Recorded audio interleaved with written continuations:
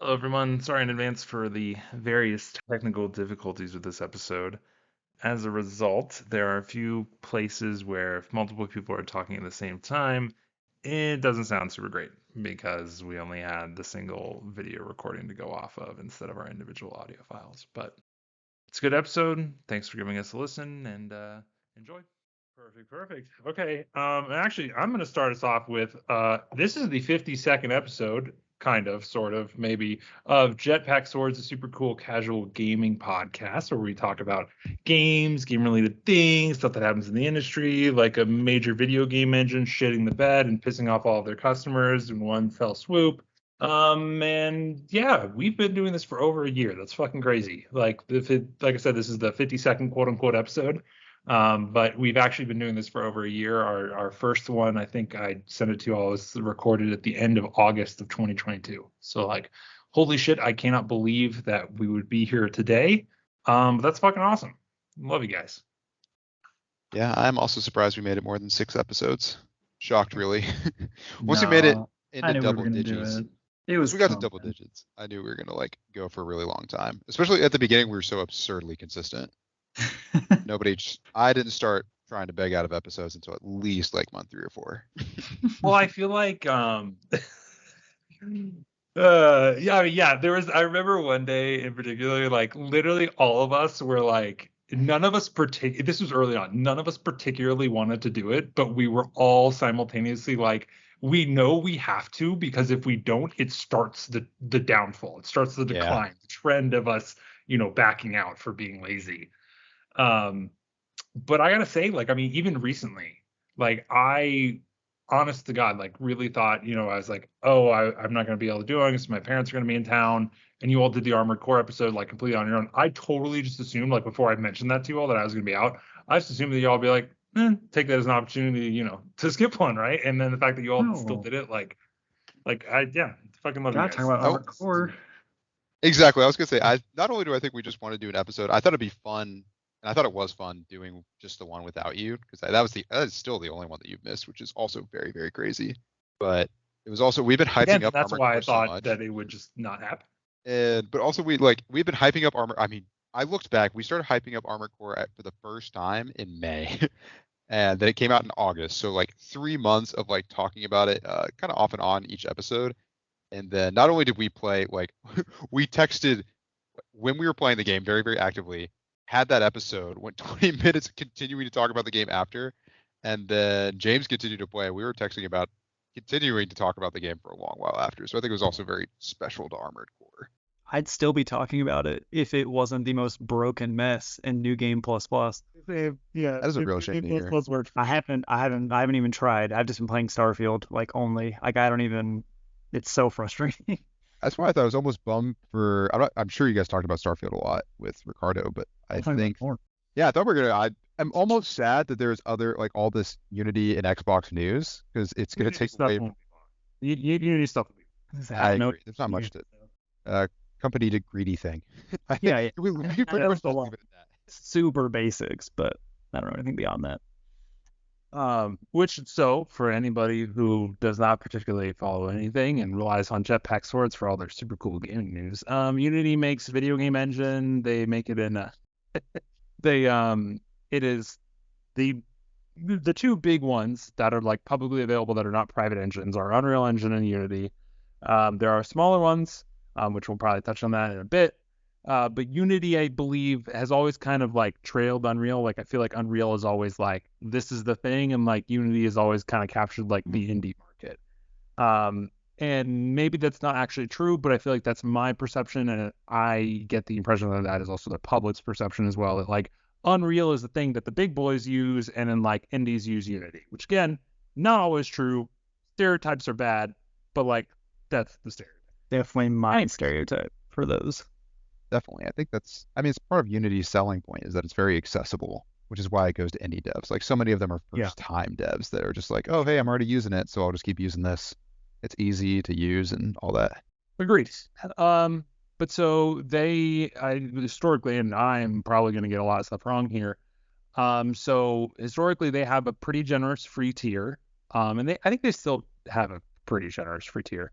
But then I think the big thing was once you got into the pay tier, it was just a license. You pay a license every year, and that was it, if I recall correctly. Whereas Unreal Engine has a revenue sharing model. Once you hit $1 million, I think, in revenue, you give 5% of that to Epic. And if you publish on the Epic Game Store, then you give none of that to Epic, and they just take the Epic Game Store cut instead. And so Unity was like classic, yo, dog share, there's demand growth. Oh, and here's the also kicker. I believe the old CEO of EA is now the CEO of Unity, and so this kind of all tracks with Specifically, one of the guys who like became synonymous with the worst parts of their microtransactions, which is another huge tank of gasoline that is added to this fire for them. Well, so the interesting thing, so I should actually just say what the change was. So in summary, the change was they were going to start charging what they call a runtime fee, and also everything I'm saying now has been temporarily pulled back. If you go to their site right now, it says, "We hear you and we're sorry. We're updating the runtime fee and we'll be sharing a new FAQ outlining the details in the next few days." So like, we don't know what it will actually end up being. But in summary, it was every time a game was downloaded, not purchased, downloaded, they would be charging the developer a fucking fee, which is fucking stupid, unbelievably dumb, right? And so, for one, the obvious things are abuse. I could just go download a game 1,000 times and then fuck that developer and they have to pay a huge bill. And like theoretically, Unity was like, we'll detect that, yada, yada, yada. They immediately rolled back and said, okay, only once per device, but that's still fucking dumb, right? And then it was like, okay, what about games and subscription services that get downloaded a lot but don't actually play? And then they're like, it's okay. Microsoft and Sony and Nintendo and Valve, all those people will pay for those, runtime fees because they're the ones, distributing it with their, subscription service. And it's just like, good luck with that, because I'm not sure that like those people are going to be too fucking happy about it either. And so that was like the basis of it. It's just every time it was downloaded, they'd be charged, like Unity would collect a tax essentially, which is just, yes, not a good way to do it. Like, do it on purchases or do it on revenue. Like, just the single, like, every time it's downloaded is dumb. And, like, admittedly, they rolled back the immediate, obvious dumb parts about it right away. But it was still just, like, not good. And so we shall see what actually happens with it. It's very interesting because it's kind of the classic case of, like, announce thing that's obviously shitty, roll it back to pretend like we're listening. And everybody online seems to think that this is some, like, genius mega play, but like, I'm not convinced. Like, they're like, oh, we're at step 3 of this process and they're doing this to like, seem like they listen and they're caring and this is what they wanted to do initially and yada yada yada. It's like, That's so dumb. I'm like, they're burning a lot of goodwill. Like, I'm not convinced that like, yeah, like I'm not convinced the goodwill they just toss in the trash can is made up for by any like bullshit imaginary like, oh, we rolled it back, we're listening, like, goodwill at the game. Like, I feel like they're, like, it's net negative for them. Like, yeah, I don't know why people think that, like, this was some genius master plan of, like, they always intended to do the intermediate step. Like, if they did that, they would have already fucking announced the intermediate step because they would have already had it planned, and instead they're shitting the fucking bed because they're a bunch of fucking idiots who are completely detached from fucking reality and, like, pissed off every single person at once. I don't think it was the smartest thing in the world, but I also think people missed with like, because there's also one of the things was that there's a minimum number of downloads, which was like, I think they set it at just 1 million. They had a clear idea of, hey, there are people who make individual games that make millions and millions of dollars off of our engine, and we collect from them about, I think in like the highest paid tier, you pay them about 30 grand a year. That's like the super duper pro one. And they're like, hey, that's an incredibly tiny percentage of the big pies. So let's do something that only targets our biggest games. They just did it in such a simplistic, like they just picked 1 million and then they didn't set any guidelines for like free to play games or like other smaller profit margin games. Like clearly they were, and especially it made it really, really obvious when they talked about the publisher bit. They are just trying to get a percentage pie of the games that succeed the most on their engine. That's all they want. It's like, which has typically been a popular strategy, which is why I imagine they were completely blown away by the blowback. It's like, hey, let's try and take from the richest people. That will be like not unpopular, and like if we do it in a percentage based way like they were clearly trying to do, our income will scale with like the more games that start using our engine, and like as our most successful games get even more successful. So they were just trying to like, because flat fees are hard for growth, and if you have super aggressive CEOs like ones that come from EA, then they are looking for growth that will, you know, will continue to not only grow but grow at a faster rate like companies try to do. Yeah. So Well, to they be just clear, I think it's absolutely completely fair for them to want to get a, some form of like revenue based or percentage based thing. Because yeah, you're right. Like I mean, like Unreal does it, right? Like Unreal is 5% of revenue, you know?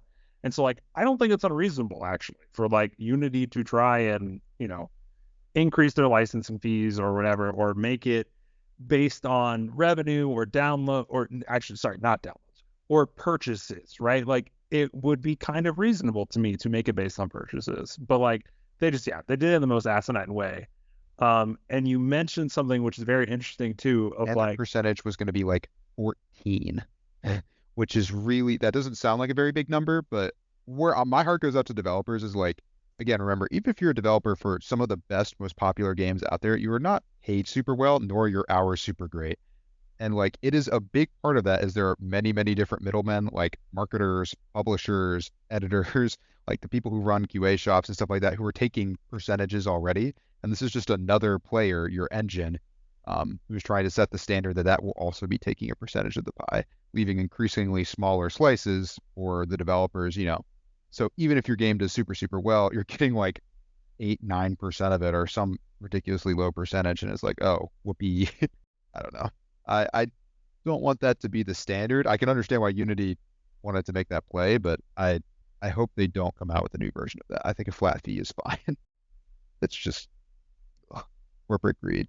Oh, Greg's computer froze. I swear his computer. I wish listeners that you all could see, because his camera froze this truly pensive look, and I had managed to fool myself into thinking like, oh, he must think I made a really, really good point. He's really taking that one in. No, Greg is just gone. We'll see if he comes back. But I wonder. If not, this is our podcast now. We get another episode. This is what he gets for doubting. no speakers, no headphones. Classic. My God. All right, you know what? Leave this in, Greg. Don't edit this out later. Yeah, Listeners, this is our ASMR every time we join and start these podcasts. Greg never has a mic or speakers when he joins the Skype call. This is a professional software developer. Can't hear you. Oh, no, we can Like, hear you. can't hear me? Oh yeah, I was gonna say, like, No, we can hear you now. We can hear you now. I was gonna say that looks like it's going. Like, I was pretty confident that was going. Oh man, this is gonna be a super fun podcast to edit. I can't fucking wait. No, I want to leave all that in. Don't worry. Anyways, I was gonna say one last thing on the Unity front. Specifically the very interesting thing, and it's interesting to me. I don't know if it's interesting to you. It's interesting to me. In relation to, you mentioned the like thinking about free to play games and just kind of in touch with like the fact that it's, the now EA CEO. So here's the very interesting thing.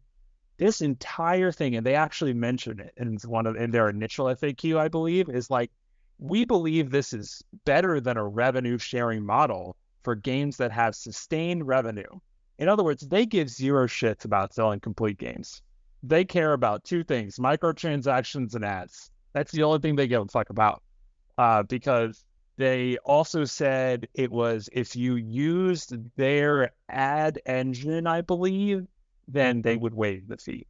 So like it was 100% just pushing people towards, don't sell complete full price games, fucking shove it, load it with microtransactions, shove fucking ads into it, and just like, then our revenue share doesn't matter, because like we're not taking your actual revenue, right? You're only paying us when they install it, and you're going to earn like, hundreds of dollars on them afterwards because of all of these other bullshit things. So like, that was my last note on that fucking shitification of Unity. It's just like, they have one thing in mind, and two things: microtransactions and ads. But like, I don't know, it's just fucking bullshit, and like, we'll see how it actually shakes out in the end.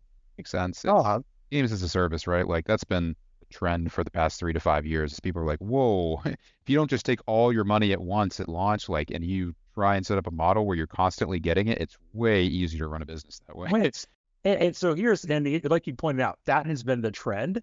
But so the obvious thing, like we touched on at the beginning, is like Unity has historically been the $15 indie title engine, right? It's not really their people. Exactly, right? And so it's like you're the type of people you normally get, which are the $15 indie type people, are the type of people most fucked by the way you decided to do this, right? Like it was just, I bet actually, because they mentioned mobile, I have no idea what the presence of Unity is on mobile, but I'm guessing this is in large Very part high. targeted at them. Okay, It's there it very, is. it is very high. Because it is so easy to use. Like for example, so we mentioned like AAA uses Unreal and like whatever uses whatever, Unity. And a very popular example, like there are two major examples of like games that use Unity that are not indie games at all, right? Hearthstone and Marvel Snap, both card trading games, trading card games, obviously. And both of those targeting mobile, right? Like both of those are mobile first games. That are, yes, free to play and have shit tons of microtransactions, right? And so like that thing would not have affected those games. I mean, it would have, but not to the extent of like, yeah, revenue share probably technically would have been worse for those games. Yeah, so it's just kind of dumb. They just did it in a very dumb way. And in the less boring businessy side of things, Bombshell. so it's fucking hilarious. Like we're never gonna stop talking about the Activision acquisition. I really did think we were done. That is what caused this. So Microsoft's in court, obviously, and they submitted some documents to the court, which basically outlined their future plans. And they forgot to redact everything. And so the court published it in the public record. And so Microsoft's like 10-year Xbox plans are all fucking out in the open. And I feel so sorry for whichever lawyer forgot to fucking redact this shit, because like I thought it was there's a redacted version, unredacted version, but they put the unredacted version in the wrong.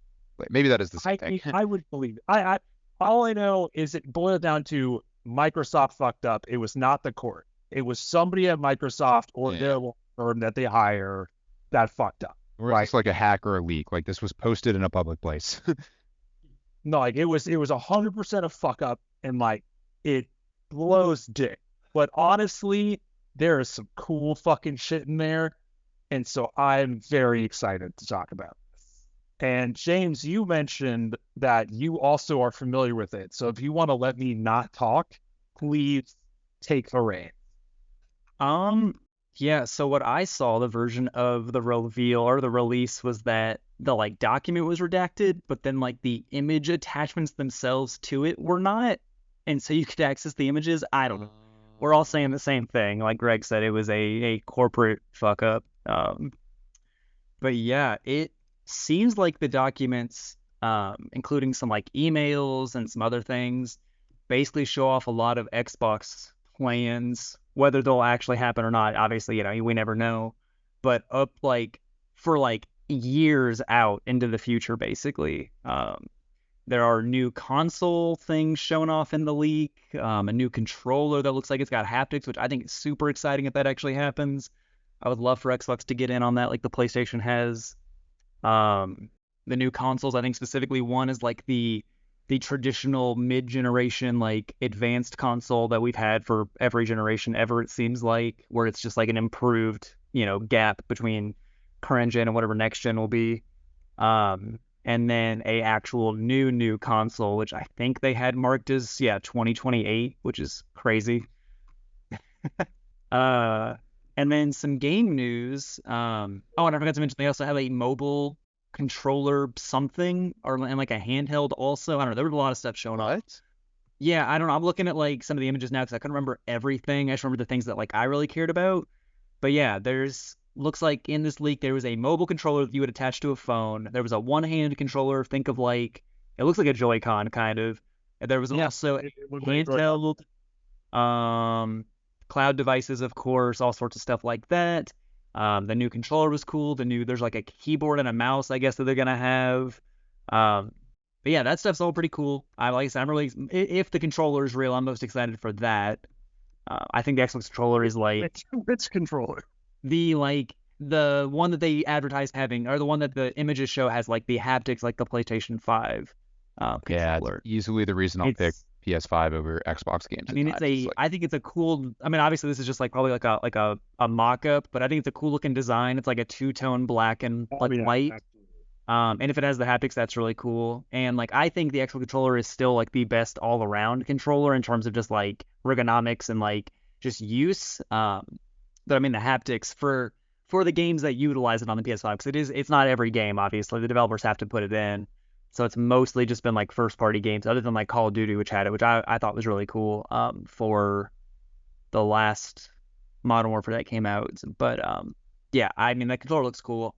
And then the game stuff that was shown off, which all three of the big things I thought were interesting. Red Dead 2 finally getting a next gen update, which would be fantastic, because I think that game is still the pinnacle of the previous generation in terms of detail and depth and animation and just visuals.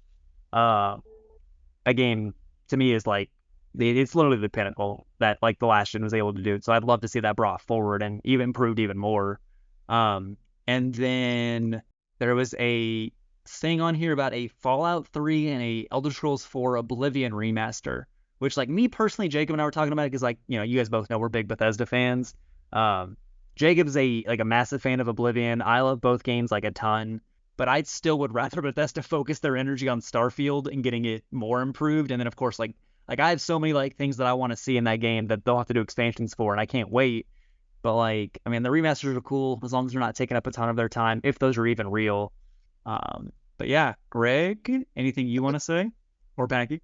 I'll throw out there. I bet the remasters, from what I've seen and why people do them, is they have very specialized departments that are separate from the rest Sure, that handle those. So exactly. it's not like the same developer resources you No, would of otherwise course not. allocate towards a new game, Yeah, and it's I know that. much easier. I know that logically, and like I still want remasters of those games, even though I think Oblivion, even like obviously being dated visually, I think Oblivion holds up. Like if you go back and play Oblivion, it's still great. Fallout 3, I definitely think needs more of a like modernization remaster in terms of gameplay, because it's rough. Sure. But again, I know logically it's not the same resources, but I just want more Starfield. That's all I want. Just give me more Starfield, please. Makes sense. They've set up such a great skeleton for them to just add in a bunch of new quest lines Like, and all that stuff. Just playing it, I can see where in 1 to 3 years, just like Fallout 4, they're gonna have these just chunks they get added onto it, and I'm gonna love it. So Yep, I agree. I mean, and we'll touch more on Starfield again at the end because obviously, like, that is the thing. Which, like, they actually mentioned that in one of the, like, I think in the slide or whatever, or the image where they were talking about the remasters you were talking about, they mentioned Starfield as well, and I think they mentioned it by like its nickname. And obviously, I'm having like incredible technical difficulties, and so like I don't have the thing. But yeah, no, like, and also if I recall correctly, there's a new Doom game coming. yes, Doom Year Yep. 1 is what they're calling it, which that'll be sick if it's real. Like, There's like two. And Dishonored 3, Oh, yeah, that one's huge. which Arcane needs a win after Redfall's disappointing launch, which I need to go try that again and see if it's better. But Hey, have you played the first two Dishonored games? I know those have a pretty big cult I've following. played Even all called 3 that. Dishonored games. I love Arcane. That's why Redfall was such a disappointment to me personally. But I love Arcane, and I love Dishonored specifically. I've not beaten Death of the Outsider, which was like the spin-off that came out after the second one, but I love the first and second one so much. They're so good. Yeah, the combat in those games looks really, really cool. I've not played those games, but I have You should. randomly on YouTube encountered like the high quality combat Yeah, like the trick shots and stuff. compilations. Yeah, Mhm. people just doing Yeah. absolutely insane shit with They're shots of the powers.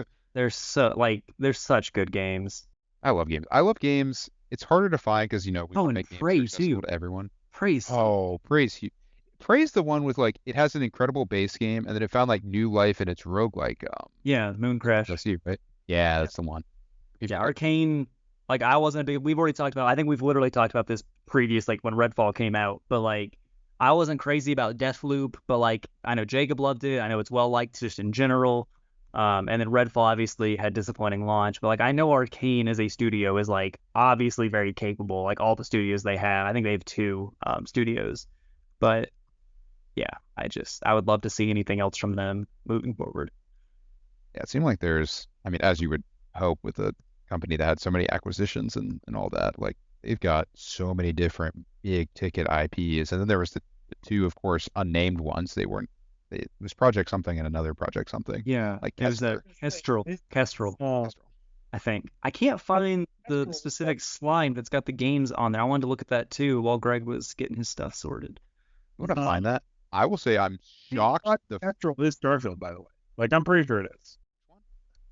Kestrel. I think it's Starfield. I think that was the code name. But they had both names then, because Starfield was on there as Starfield as well. You're right. I don't know actually.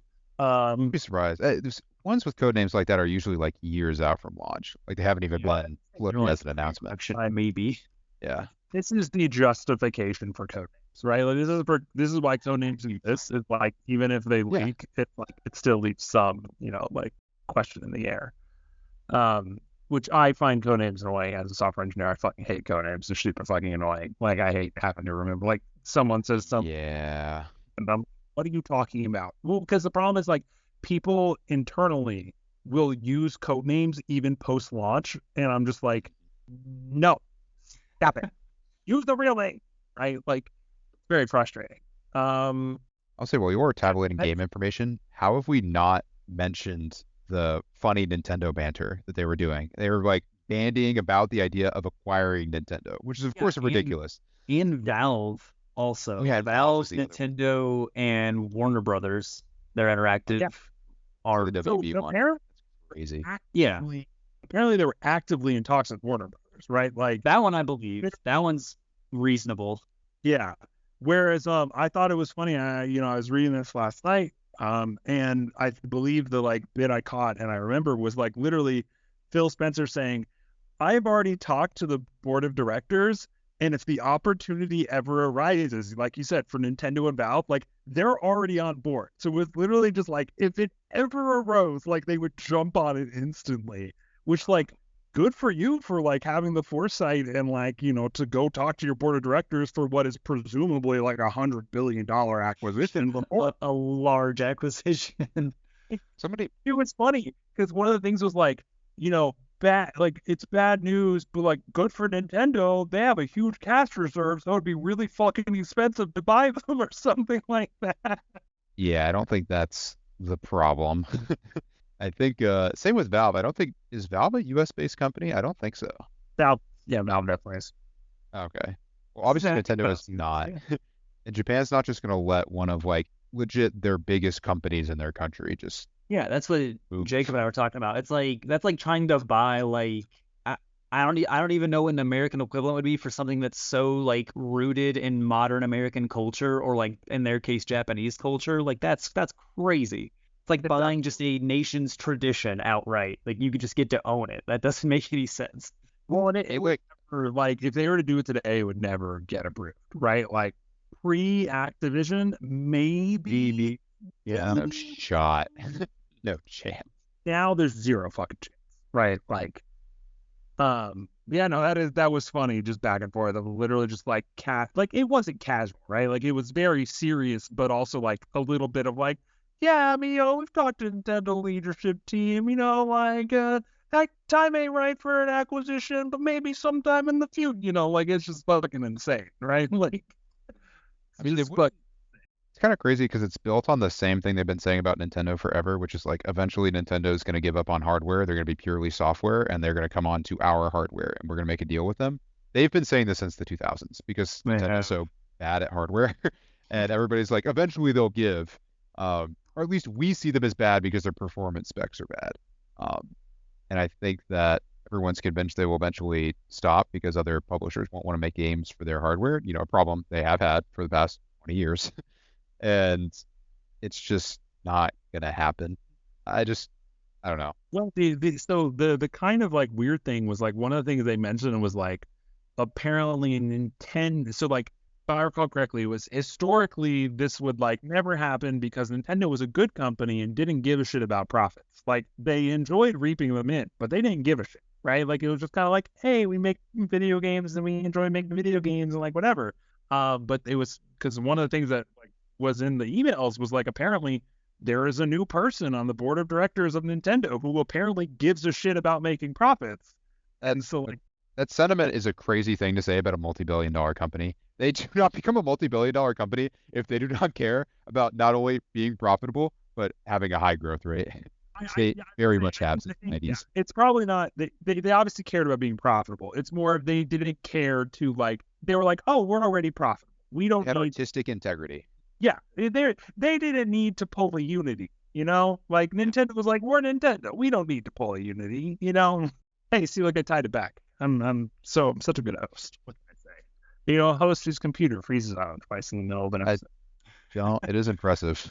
Yeah, I definitely think there's some truth to like the whole, maybe there previously was a pride in the culture of Nintendo of, they were just gonna make games how they wanted to make games. They had this central philosophy, like many companies did, like back in the 80s, 90s, where that was much more of a thing among companies to like really be about your core.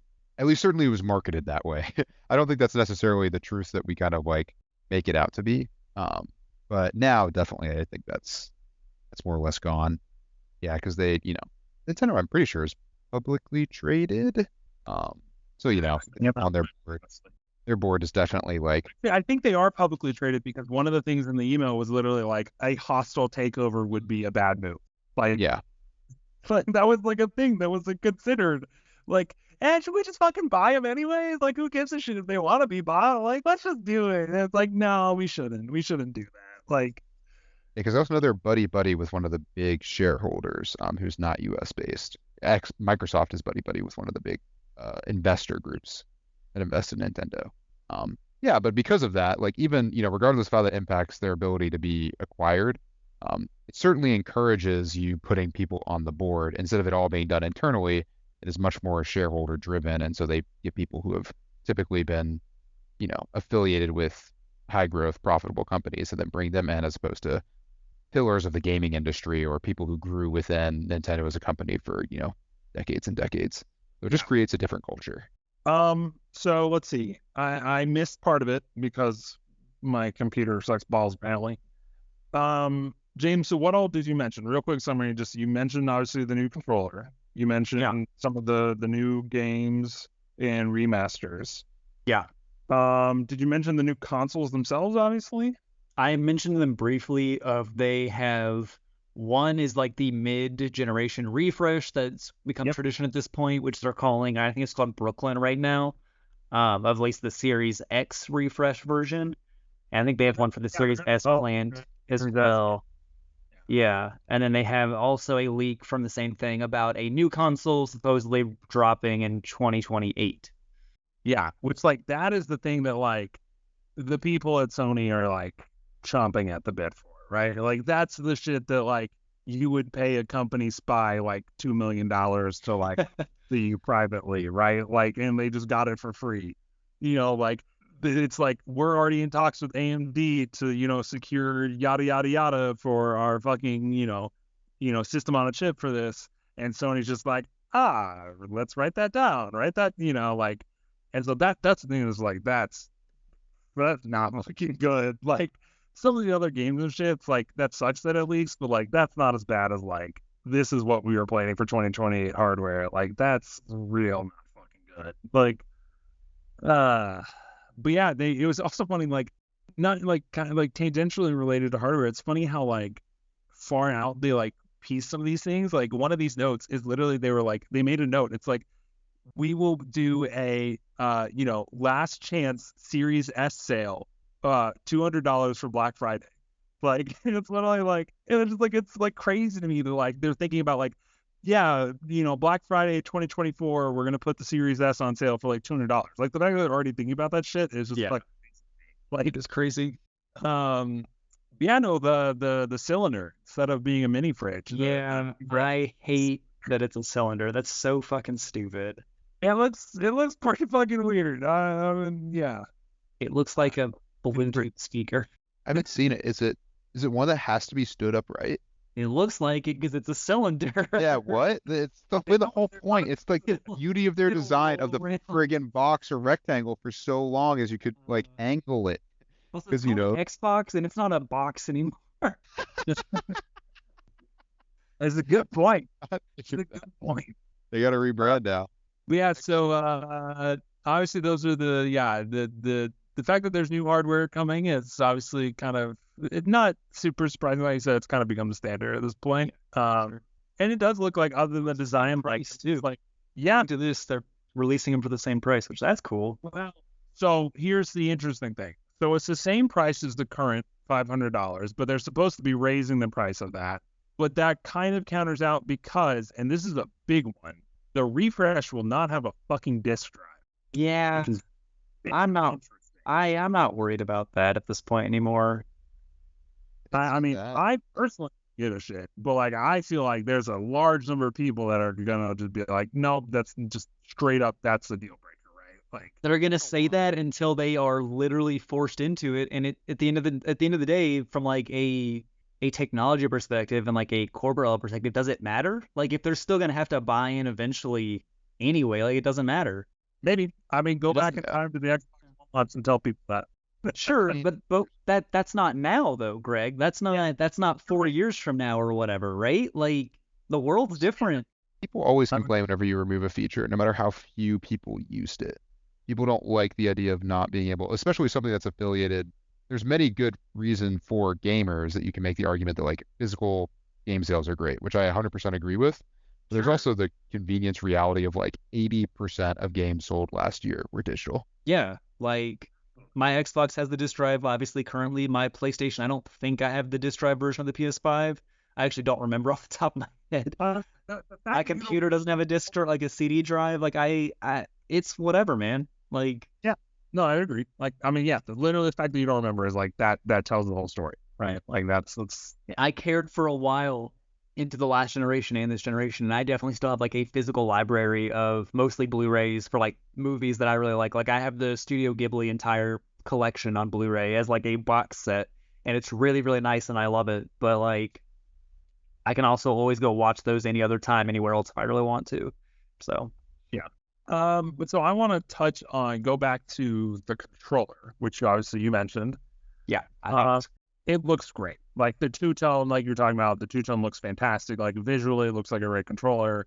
Like you mentioned, it has precision haptic feedback. Nobody knows what that actually means, right? Like, Yeah. that doesn't mean anything. yeah, like maybe that's what people want. In other words, what the PS5 controller has, maybe not, right? We'll fucking see. Honestly, there were a couple things that, like, to me are very interesting. And so this is probably, so one is, again, no one knows what this actually means, but quote, new modular thumbsticks. That's very interesting because stick drift is a bitch, right? And so if you could just like pop it out and place, like, again, no one knows what the fuck it means. Maybe it means the series or the Elite controller thing where you just pop off the head, but the underlying thumbstick part is the same. Well, they also do say improved longevity. So like, again, that's promising. Lift to wake, which is interesting because apparently this is on the Xbox One when it launched. Trying to fucking remember exactly what it was. I think it was because so apparently the Kinect tracked controllers mapped to who was signed in, and apparently they had much better battery life then because basically the Kinect recognized when the controller was set down, and so it just like stopped doing things and saved a shit ton of battery that way. And apparently these new ones are going to have lift to wake, which is going to be very similar, which is basically like when it's set down, it's just basically going to go into like a kind of sleeper standby type thing. And so then when you pick it up, then so like theoretically that should improve battery life, which is kind of cool. Also, they're going to ship with so they're still going to have swappable batteries, which I stand by is the way to do it. Like, I think that the fact that the PS5 controller doesn't have removable batteries is a mistake, but they're going to start including a rechargeable pack in it by default, which that is the right way to do it. That's like That the is- best. Yeah, I think it's great. That's great. And then the thing that the very few percentage of people will care about, but I think is very cool, is they're pulling the single thing that Stadia did better than anybody else, or at least they did it first, which is the new Xbox controller is going to have direct-to-cloud support. Can you explain what that means to me? Because I don't know what that means. Yes. So currently, if you're playing if you're cloud streaming a game to your phone, for example, then what's going to happen is the controller is probably going to be Bluetooth to your phone. And so, for one, Bluetooth latency sucks balls. Bluetooth latency is fucking terrible, right? Like, if you watch a movie with Bluetooth headphones on, it's pretty easy to notice the difference between audio and video delay, right? Because, like, the Bluetooth delay is very noticeable. And also I've noticed that, like, if I play a game on xCloud and I use touch controls, the latency is noticeably better than using a controller, actually, which is fucking bad shit to me. Like, the fact that you can actually pick up on it. But so what direct to cloud means that instead of going from controller over Bluetooth to your phone over Wi-Fi to the cloud to send the input and then receive the result back, it's going to be controller skips Bluetooth to the phone, goes directly over Wi-Fi to the game streaming in the cloud. So you're basically like cutting out latency, which, as we all know, latency is the thing that fucking murders cloud stream gaming, right? Like, that is the thing that always fucks it up. And that was the thing that Stadia, like, right off the bat was like, our controller connects directly to the data center over Wi-Fi. So, like, and it was noticeable. It was better. And so the fact that, like, this new controller is going to have it in it is like 10 out of 10 to me, right? Like, I'm very pleased by this.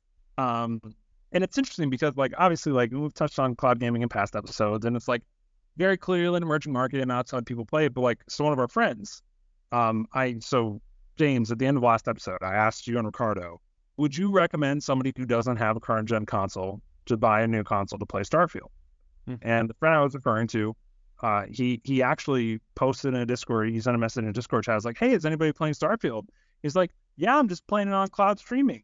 And I'm just like, this is, not someone who I would normally expect to be doing this, but just like, they fucking turned on the Xbox, saw Starfield, saw that they didn't have to buy a new console to play it, and they could just fucking play the game, and they just started fucking playing it. So, like, the fact that, like, a random person, quote unquote, is doing this, and then this new controller is just going to make that experience better, like, it makes sense.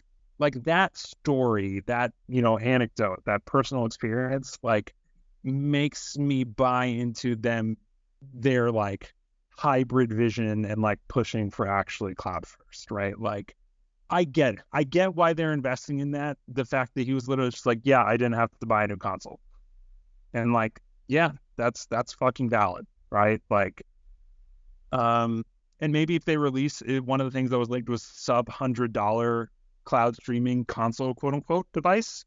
So, like, yeah, first party, like, $100 like cloud streaming thing would be fucking dank, especially compared to, like, Sony's PlayStation Portal is what, $200 or $300? I think it's $300, isn't it, for the PlayStation Portal?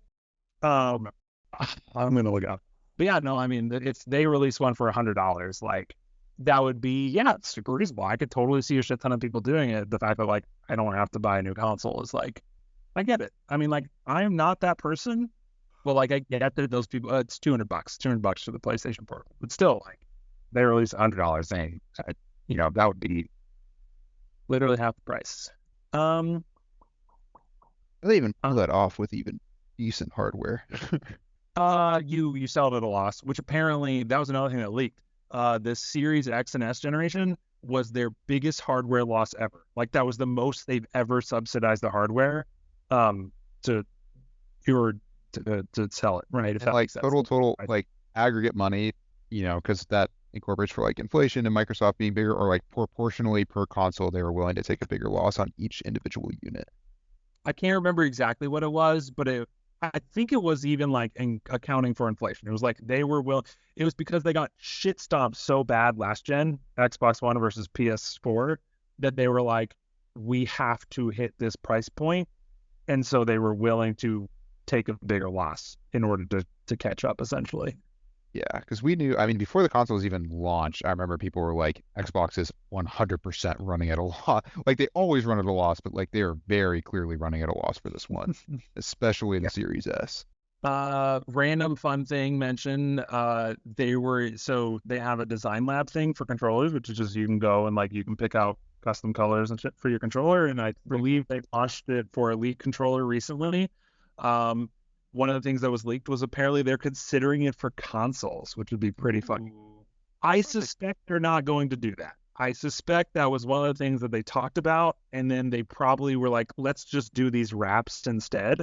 And I suspect the basically takes the place of like design lab for consoles. But that would be pretty fucking cool if you could do design lab for consoles. Like I would be cool, but how many people would actually do it? Because really, like, not to many do it, people you do have it. Controllers. The controllers are super expensive, but people fucking do it. Like it's not just the expense, but like it's really when you think to get that item. Because the console you get once, and because it's a big enough ticket item for the vast majority of buyers, you're trying to get it like on sale in a bundle with a game. You know, those things that don't come, and it's more expensive if you get to like pick the custom color. Whereas a controller, like, don't get me wrong, it definitely is very, very expensive, but like the controller relative to those bigger ticket electronics is less so. So I could see like, more people doing that's that. something you can always do, right? Like it's like Yeah. you can do it at any point because that's not the thing. You know, you can always get a second controller, right? Whereas the second console is like maybe make as much sense. I had two last comments, if I recall correctly. And so one is just straight up nerd shit that I just found interesting. So they had a slide that was, quote, next generation gaming powered by AI and ML. And it was interesting because they broke it out into stuff that was already a thing, quote, established projects on Microsoft Gaming versus research and proof of concept versus fertile future ideation, which is just that's just a hilarious phrase. Fertile future ideation. It's ridiculous. But one of the things I thought was interesting is because, again, I believe we touched on this in our previous episode about how AI is going to take effect in gaming, is one of the things is AI game testing. And like, yeah. And so apparently that's in research and proof of concept. It's not a thing yet. But like the fact that like they're researching that. Oh, also NLP, which is is it natural language processing? I can't remember, but it's NLP dialogue generation, which again, like that's the obvious one. Like people are already doing that with ChatGPT, but like the fact that like, you know, you're going to have Microsoft obviously like providing like high quality first party tools for this, particularly AI game testing. Like that's the very interesting one to me. Like that feels like it should be very easy to do and be able to really reap like huge rewards, right? And so I just find it very interesting that they're actually investing in that. Not sure it'll be easy to do. Because in order for AI to be good, right, AI has to be trained. So AI is typically like bad with things that are new and unknown, like a new game with new gameplay systems, new controls, and stuff like that. NLP stuff I think will be great. I do think we are barreling towards the funniest world that I knew was coming, where AI generated content will be moderated, reviewed, or edited by AI and just increasingly spiral towards nonsense that will eventually make it to consumer hands. Like you will find in future, I think this is a ways off, but like future games, you will find NPCs and dialogue trees and stuff like that in the smaller, more niche corners of a game that are just nonsense. Like they are truly don't even resemble human language because people haven't, like a human hasn't listened to that and processed like, yep, that's definitely wrong. Or at least they did it like once or twice and forgot about it or something. Yeah. That just has to be coming. And I'm here for it.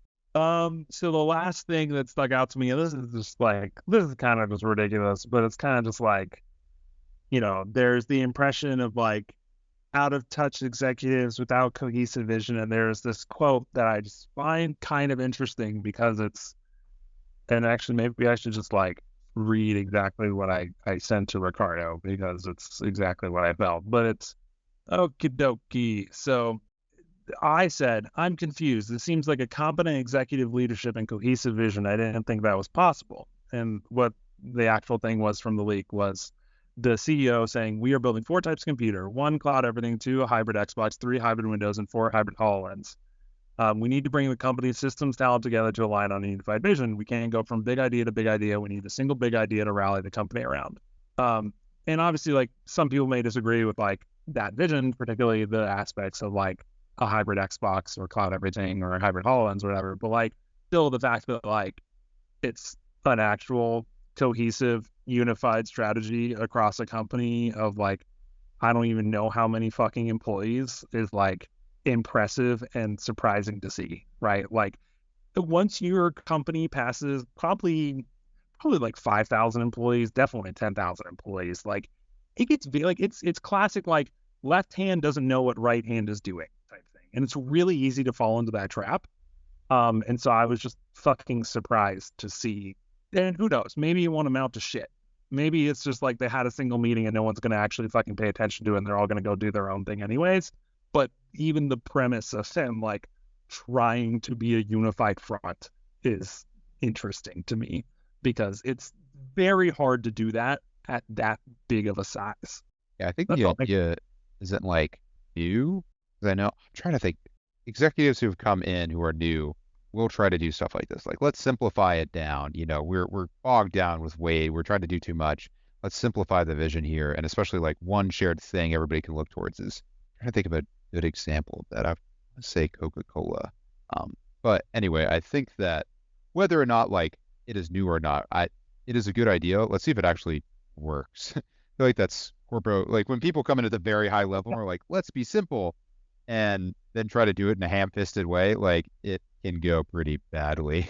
Typically involves a lot Yeah, of cutting. it probably won't amount to shit. It probably won't amount to shit. But it was still interesting seeing that they were at least attempting to, top down, like, let's bring all the players into the same room and let's fucking decide that, like, this is how we're going to do things. And yeah, even if it ends up not being legitimate, it was still kind of interesting. Also, because a big part of that was obviously the cloud hybrid console, yada yada yada. And so, a big part of their future consoles and stuff is going to be them attempting what they tried with Crackdown 3 and failed. Basically, like, can we, improve game? Can we run games on the cloud and like actually do something new, right? Like, can we do something that would not be possible with a box sitting in somebody's living room? And who the fuck knows if they're going to succeed? They're probably going to fail. Like, to be entirely honest, they're probably going to fail, right? Like, they tried it with Crackdown 3 and they failed. Like, Titanfall, the original one, like, was kind of the first, like, broach of that, right? Like, the whole, like, the Marines are running on the cloud, yada, whatever. And I think that was a big pitch of Stadia, too, is like, let's do these things that, like, you can't do normally because we're running here. And it's probably going to fail, but who knows? It'll be really cool if they do succeed. Everybody's trying it. I'm sure somebody eventually will get something workable. As well be Microsoft. They've been trying at it the longest. They at least they're invested, right? Like, and that's like good for them. They're actually invested in trying to make it work. And again, like having a cohesive vision and like doing it across the company, not just one org. And like, I think also the big takeaway from this is like Microsoft as a whole, as a giant company, actually gives a shit about Xbox, which is the other interesting thing, right? Like, which has been true for a while, right? Like, that's been true for like probably the last like 6 to 8 years. But like, I got the impression that like before that, it was kind of like, yeah, that's cool. And like, if it succeeds, great. But like, if not, like, I mean, I don't know, we sell, billions of dollars of Windows and Office. So like, who really gives a shit? Whereas now it's like, I mean, and this should have been obvious with the $70 billion acquisition, but like, they give a shit about if it succeeds or not. And they're willing to spend money on it, which is good. It's good for everybody. Because if they spend money on it, then other people will spend money on it. We have just broached an hour, I believe. I mean, my recordings are all fucked up because of technology issues. You are correct. And so if anybody has any last words, James, either about this or about Starfield, I know you mentioned that earlier. Now is the time. I'm at, I think, 3.5 days on my current save file. Oh, it's really good. I really like it. Still, I was telling Packy, I think it was while you were dealing with your issues, but I've done 3.5 of the 4 major faction quest lines. Nice. 2 of them are really good. The other 2 are kind of which is pretty normal, I feel like, for Bethesda. But yeah, there's definitely a lot of room for expansions. It seems like I have not beaten the main quest line yet, but I'm really close, I'm pretty sure. And then there's a whole New Game Plus system afterwards that I'm pretty sure I know what it is. The game kind of like has made it clear what it's going to be. So I'm interested to see how that actually plays out, if it's going to have new stuff or if it's just going to be the, Galaxy again with like you getting to keep your items and stuff. I don't know. It'll be interesting. I don't think Bethesda's ever done a New Game Plus in any of their mainline games, so it's interesting. But yeah, it's really good. I wanted to talk about, we won't be able to talk about it this week, but we can talk about it next week. You all, I'm sure I've talked about my issues with Cyberpunk 2077 and how it's probably one of the biggest disappointments in gaming that I've ever had. The 2.0 update drops tomorrow. I've already got it reinstalled to try that out on my day off tomorrow. And then Phantom Liberty, which is the one and only expansion that game is getting, is reviewed very well. The 2.0 update has also reviewed pretty well, which is weird to have like a separate review for an update, but it is what it is. So maybe next week when Phantom Liberty drops, I'll get to enjoy that game finally. We'll see. Yeah, Yeah. I really want to hear your impression of that one. Yeah, I really want to definitely do doing the update first and then maybe buying the expansion. So we'll that. see. Is smart. Because also someone pointed out, because it keeps getting like somewhere in 87 to 93 for the various reviewers, and people are like, oh my god, it's reviewing so well, and someone was quick to point out, hey, this is exactly how it went with reviewers for the original game. Yeah, before for they sure. Yeah. I really want to hear, because obviously I'm in that big group of people who like wanted to try it, didn't pull the trigger, launch goes poorly, and are like, all right, I'll just wait it out till they make it good. And this is that first pass at, all right, did they make it good yet? It's hard to say because like Jacob thinks the game is great and there's a lot of stuff I do like about it, but then other stuff it's just not there. I think like if I could have, I mean this is kind of stupid, but if I could have the way Starfield shows interactivity and role playing where like whatever background you pick, whatever traits you have, whatever things you've done in the quest line, and it'll, even if it's literally the way Starfield shows those like things and how you do the role playing is it'll just have a separate dialogue option that's literally just a unspoken single line that your character quote unquote says, and it'll say like, you're an expert in bounty hunting like my character is, and so if I'm talking to somebody else, I might have an option that says like in parentheses bounty hunter, and then it'll have the dialogue there. But even though that's like not even spoken dialogue and it's just such a like small thing for them to throw in, it really, really adds to the role playing for me, just because like whatever traits I have for my character, the game will give me slightly different dialogue for. And Cyberpunk doesn't have that right now. Like it has the 3 origin stories that you can start as, but currently they all end up exactly the same, and there's very rare instances where you get to like bring those up. Like you'll be talking to a character in Cyberpunk and maybe every once in a while you'll get to bring up, oh, I was part of a corporation as my background. But I think Starfield has done a much better job of that, and so I don't think they're adding a system like that to Cyberpunk, but I think that's like what I need the role playing to actually be front and center, which at least partially with the new skill trees and stuff they're adding and updating, it'll have more of that just without the like dialogue implications. And I guess it's also harder because Cyberpunk, your character is voiced, so it adds a lot more work for them to cover all the different options. But yeah, I don't know. We'll see. I'll try the update, and then if I like it, I'll get the expansion because it's only $30, not a big deal. So I don't know. Otherwise, I just have Starfield to play, so I don't care. Yeah. And I don't think you're going to be running out of Starfield anytime soon. Right. So I already have ideas for more characters that I want to run. Even if it's just me seeing more of the same stuff I've already seen, I want to get as comfortable in Starfield as I am in Skyrim and Oblivion and Fallout 4 especially. So that's my goal. yeah, I've been enjoying it. I'm curious, is the I've only started 2 of the major quest lines. Obviously, one Constellation and one the I don't know. Save this for next week. I want to hear about A, we've hit an hour, but B, I want to hear about a lot more about both, especially Starfield after I've listened to the last episode, and then do another dive as you guys have played more, and then Cyberpunk 2 to look at playing that game. And I want to talk about, because after being a bummer and not coming for the Star Wars episode, our Starfield episode, because I injured my hand, but I did for this, so I had something to bring to the table. I went out of my way to find a game I could play. I played a game with my busted ass hand. Nice. So I'm gonna get time. I'm getting airtime to talk about Sea of Stars. Because it's on Game Pass. It's it's not so only a game I pretty. can play. It's beautiful. It's pretty fun. But we will talk about it next time because I'm getting airtime to talk about, because I really made an effort to pick one that I could play. awesome. No, I'm glad I guess sounds fair. I thought it's great. Then I guess my last note is, speaking of Game Pass, obviously we're not sponsored, but they did announce their games for next month, which I'm interested. James, you mentioned you played Gotham Knights, and that is coming on October 2nd. It's fine. So Go into it with low expectations.